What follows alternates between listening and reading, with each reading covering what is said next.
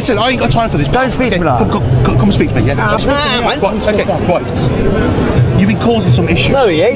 He hasn't. I'm talking to him. No, he ain't. Okay, I'm not talking to you. Calm yourself down. Calm your attitude down. Speak to the public with respect. Listen, go away. I'm telling you to calm down. Go away. Yeah, I'm DP audit. Respect. I'm carrying on all I want. Speak to the public with respect and integrity like you're meant to. Why is there no police here? Go and speak to the inspector. You call through now and tell him to send No, you don't tell me what to do, pal. Oh, shut your attitude up as well, you. Wind your neck in. Wind your neck in, yes. Wind my neck in. Yeah, you're the police officer. See that?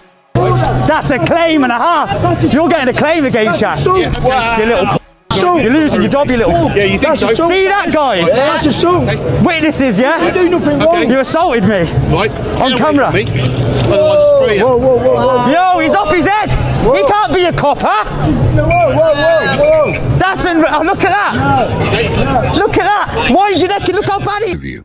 When the auditor calmly challenged the officer's rude and aggressive behavior, simply asking him to calm down and show some restraint, the officer didn't respond like a professional. Instead, he reacted with force, shoving the auditor to the ground. Over words alone, that kind of response is not only excessive, it's completely unjustifiable. What's most troubling is the mindset behind the action. You're getting a claim against you, you're getting sued. Right. You should lose your job for that as well. Yeah, okay, we'll see. Yeah, we will see, won't we? And you're going to be all over the internet. Do you know how many people are going to see you? You're live now. Good for you. Welcome to YouTube, you how about that? Okay, swear at me once more, I'll lock you up. Higher threshold. Is there any complainants? Is there any complainants for my swearing? Any complainants? Your officers need to arrest you. Wasn't a split-second reaction to a threat. It was a deliberate act, seemingly meant to assert control through intimidation. And why? Because someone dared to question his attitude. That's not law enforcement. That's a misuse of power. Officers are trained to handle scrutiny with composure, not to lash out when held accountable. The fact that this unfolded in front of numerous witnesses only makes it worse.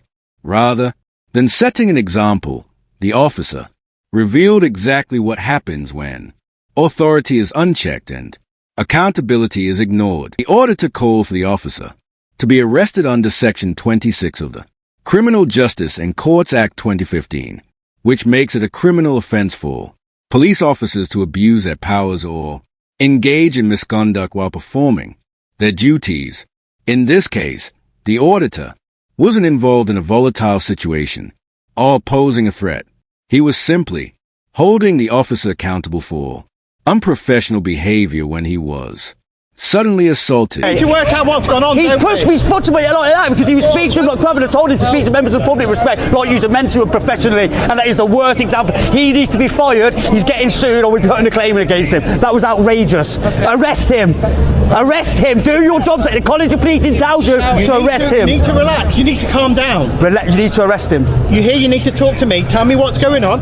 So obviously dealing with. He was talking to him, and the way he was speaking to him was disgusting. The way you do not speak to members of the public like that. The way he was disgusting. Everything about him was disgusting. He's going to get. Do you know how many views he's going to do online now? He'll go viral with the way that was. That was one of the worst situations I've ever seen. I've done this for a year now. You need to arrest him. Okay, well, we're not going to arrest him. But you're not going to arrest your colleague when he's just broke the law and assaulted a member of the public. But you're entitled to make. What does your College of Policing treat you at the beginning? When you're call your officers. No, you listen to me. He has assaulted me and broke the law. Listen to you. You're entitled to make a complaint online. You're getting sued, mate. Okay. This incident closely echoes a case of former South Wales police officer Richard Healing, who was convicted under the same statute for abusing his authority to exploit vulnerable individuals. Just like in Healing's case, the actions seen here were not about enforcing the law. They were about misusing power to assert control. Healing's conviction serves as a powerful reminder that such conduct is not only unacceptable. Forms of identification. You're going to push me again, are you? If you can put in my space, yes. Oh, you're in my space now. What would happen if I pushed you? Well, you can try. Ah, see what I mean? Yeah. See this, people? Yeah. You're welcome to YouTube. Have a good day. What's name and fucking station? Have a good day, sir. Name and station. I don't know. But criminal and it reinforces the legal precedent for holding officers accountable when they step outside the bounds of their duty, rather than acknowledging any wrongdoing or addressing the auditor's legal challenge. The officer chose to play the victim, acting as though his personal comfort outweighed the public's right to hold him accountable. But officers are trained to stay composed in tense situations. Feeling uncomfortable is not a legal justification for using force, especially when wearing a badge and sworn to uphold the law. This mindset, where discomfort is treated as a license to act aggressively, is deeply concerning. It's not about protecting safety. It's about asserting control. To YouTube as well. Thank you. Look at this guy. Look at him. Look at the state of him. Really? Yeah, the state here. Yeah. Okay. You know what I mean? Absolute.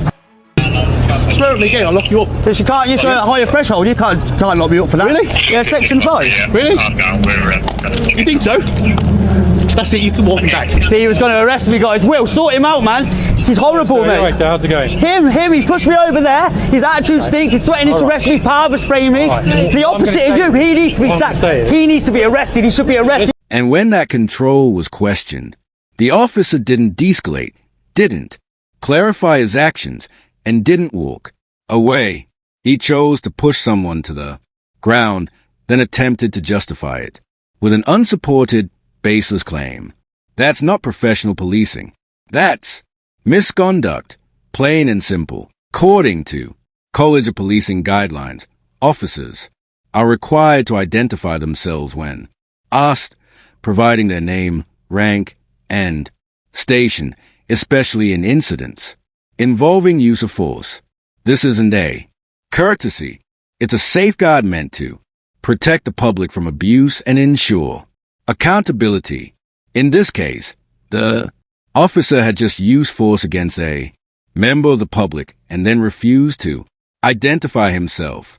That's not only unprofessional, it's deeply troubling. It undermines public trust, erodes transparency, and weakens a very foundation of democratic policing. 4. You can't know. They should have arrested him. So what you can do, if you want to make a complaint. Well, I've never experienced anything like him. Well, I haven't seen ever, mate. Let me hear what you said. Ever. You know I'm sound with you when he has a sound. So you know what I've never experienced that. Say one thing. He is a dangerous police officer. He should not be in the police. You should not be in the police. You are a dangerous police officer. You are a dangerous police officer. You should not be in a front-facing role. You should not be going out the public. You are disgusting. You are a shame. Stand back. Shameful. Shameful! You should not be a front-facing officer to the public. You are a danger to the public, my friend. You're the reason people like me exist, because of people like you.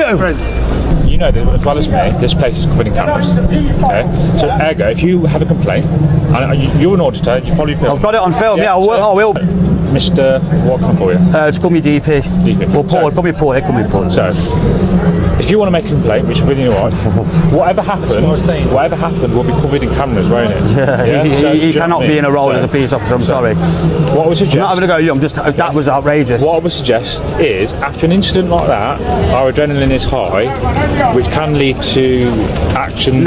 When you see the footage, there's no excuse for his behaviour then. Initially. Whatever's happened is happened. Someone to seek justice, they must first know who wronged them. Without that basic information, misconduct remains unchecked and unchallenged. The officer's refusal to identify himself after such a serious incident isn't just arrogant. It appears deliberate, and that, too, is indefensible. Be clear. The auditor had just been assaulted. He was visibly shaken, injured, and understandably upset, expressing that distress through strong language in such a moment isn't harassment or disorder. It's a natural human reaction to being physically harmed by someone in a position of authority. For the officer to respond with, "Swear at me again and I'll lock you up," isn't just unprofessional. It's an abuse of power. Police officers are held to a higher standard for a reason. Their training is designed to prepare them to remain composed, de-escalate tense situations, and respond with restraint, not retaliation. This isn't just about a Single poor decision. It's about an officer displaying no remorse, no reflection, and no understanding of what it means to serve the public. Threatening to arrest someone in response to their emotional reaction only compounds the original misconduct and further damages public trust. As you know, you should have arrested him. Wait till you see the footage. We can't arrest anyone as you can't. No, they should have arrested him. So what you can do, and I want to make a complaint. Well, I've never experienced anything like him. Ever hear what you said ever. You know I'm sound with you when he has a sound. So you know I've never experienced that one thing. He is a dangerous police officer. He should not be in the police. You should not be in the police. You are a dangerous police officer. You are a dangerous police officer. You should not be in a front-facing role. You should not be going out to public. You are disgusting. You are ashamed, shameful, shameful. You should not be a front-facing officer. To the public, you are a danger to the public, my friend. You're the reason people like me exist cause of people like you.